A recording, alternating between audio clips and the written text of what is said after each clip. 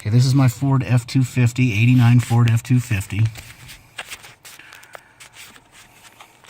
This here is my old brake, the original. That's the original brake switch. I was having to shove a piece of metal in here. I looked up online and looked at what people were doing to solve this problem and all this other stuff. So if you look at the wires that I got up here, and then if you look a little bit higher up, if you look here, you can actually see another brake switch. Now that brake switch was originally hooked up to this here. Okay, that's probably for the hitch, for the trailer, for the brake lights to activate on the trailer. So what I did, I didn't even cut the connector.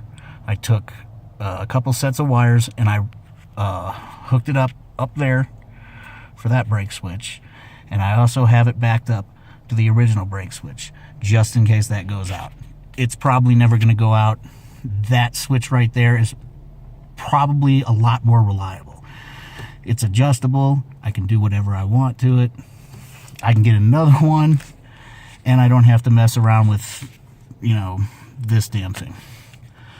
So you're probably wondering why I'm showing you this. I'm showing you this because this was giving me problems, and I was trying to figure out, okay, what can I do as an alternative, you know, to route around that switch.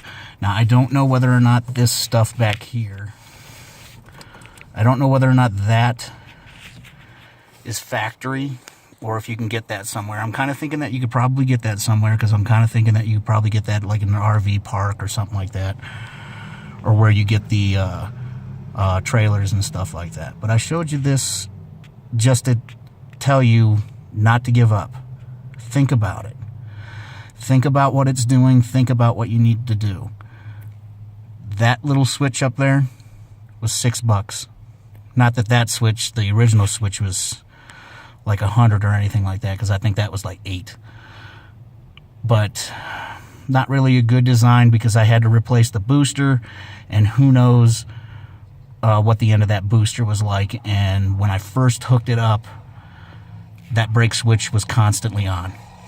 It had no space in between there, so I actually had to go in there, grind it down a little bit, and now there is a little bit of a gap in there, and I had to keep shoving metal in there, and the brake lights were coming on every now and again.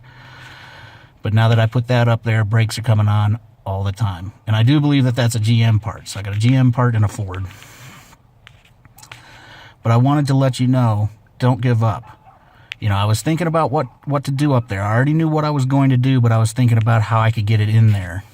And if I was going to be able, I was thinking I might have been able to splice into that wire, into these wires in here for the trailer. And then when I was looking at it, I'm like, I don't really want to rip that up. So I just left that alone and used the old connector and just did the wires. But don't give up. Keep going, and you will be successful in everything that you do. Not just something as simple as this.